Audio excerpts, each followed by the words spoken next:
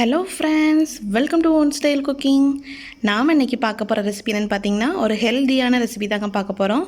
So என்னென்னா, தாய்ப்பால் கொடுக்குற தாய்மார்களுக்கு தாய்ப்பால் அதிகரிக்கிறதுக்கான ஒரு சூப்பரான ரெசிபி தாங்க. ஸோ அது மட்டும் இல்லாமல் எல்லாருமே சாப்பிடக்கூடிய ஒரு ஹெல்த்தியான ரெசிபி. வாங்க எப்படி ஈஸியாக டேஸ்டியாக செய்யலாங்கிறத பார்க்கலாம். வீடியோக்குள்ளே போகிறதுக்கு முன்னாடி கீழே உள்ள ரெட் கலர் சப்ஸ்கிரைப் பட்டனை கிளிக் பண்ணுங்கள். கூடவே பக்கத்தில் உள்ள பெல் ஐக்கானையும் கிளிக் பண்ணுங்கள். அப்போ தான் நான் போடுற வீடியோ எல்லாமே உடனுக்குடன் உங்களுக்கு தெரிய வரும். வாங்க இப்போ வீடியோக்குள்ளே போகலாம். தாய்ப்பால் கொடுக்குற பெண்களுக்கு தாய்ப்பால் அதிகரிக்கிறதுக்காக இப்போ ஒரு பொரியல் பண்ண போகிறோம். இப்போ ஒரு கடாயில் கொஞ்சமாக ஆயில் சேர்த்துக்கலாம்.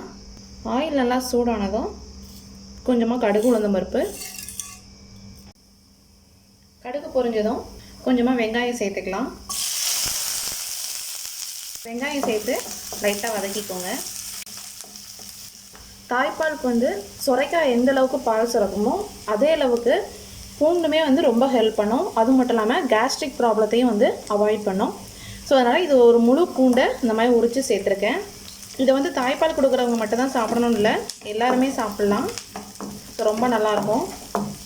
பூண்டு வதங்கும் போதே கூடவே 2 பச்சை மிளகாவை இந்த மாதிரி காரத்துக்கு சேர்த்துருக்கேன். கீரி சேர்த்துக்கோங்க.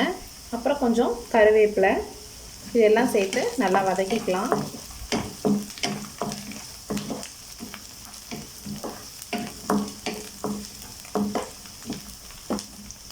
இப்போ இது கூடவே ஒரு 1/4 டீஸ்பூன் போல் மஞ்சள் தூள் சேர்த்துக்கலாம்.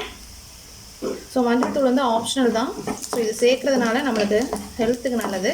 ஒரு 1/4 டீஸ்பூன் போல் சேர்த்துக்கோங்க. இப்போ இந்த ஸ்டேஜில் பூண்டு வெங்காயம்லாம் ஓரளவுக்கு வதங்கினதும் சுரைக்காவை பார்த்திங்கன்னா ஒரு சின்ன சைஸ் சுரைக்காவை இந்த மாதிரி தோல் நீக்கிட்டு கட் பண்ணி வச்சுருக்கேன், அதை சேர்த்துக்கோங்க.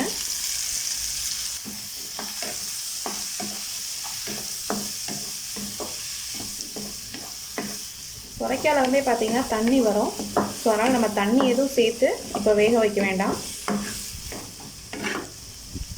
மிக்ஸ் பண்ணிவிட்டு நம்ம அந்த காய்க்கு தேவையான அளவு உப்பு சேர்த்துடலாம். உப்பு சேர்த்து நல்லா கிளறி விட்டுக்கோங்க. இப்போ இதை மூடி போட்டு ஒரு 3 நிமிஷம் வரைக்கும் குக் பண்ணலாம், மீடியம் ஃப்ளேமில் வச்சு.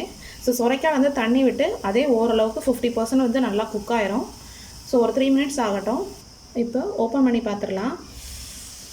ஸோ பாருங்கள், நம்ம தண்ணி எதுவுமே சேர்க்கலை. ஆனால் சுரைக்காயில் உள்ள தண்ணியிலேயே நல்லா வெந்திருக்கு காயெல்லாம். இன்னும் கொஞ்சம் காய் நல்லா டிரான்ஸ்பரண்ட்டாக மாறணும், இன்னும் கொஞ்சம் குக் ஆகணும். 1/4 டம்ளர் மட்டும் தண்ணி சேருங்க, ரொம்ப தண்ணி சேர்க்க வேண்டாம். நீங்கள் இந்த தண்ணி சேர்க்குறது பதிலாக தேங்காய் பால் கூட சேர்த்துக்கலாம். ஸோ குழம்பு மாதிரி கூட நீங்கள் வச்சு சாப்பிட்லாம். இப்போ இதை நல்லா மிக்ஸ் பண்ணி மறுபடியும் நம்ம ஒரு 3 நிமிஷம் குக் பண்ணலாம். இப்போ 3 மினிட்ஸ் ஆகிடுச்சு. ஓப்பன் பண்ணி பார்த்துடலாம்.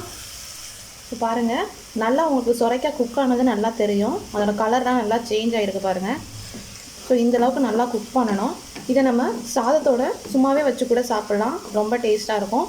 வாரத்தில் குறைஞ்சது ஒரு 3 நாளாவது இந்த மாதிரி வச்சு சாப்பிடுங்க, ஹெல்ப்ஃபுல்லாக இருக்கும் ஃபீடிங் மதர்ஸ்க்கு.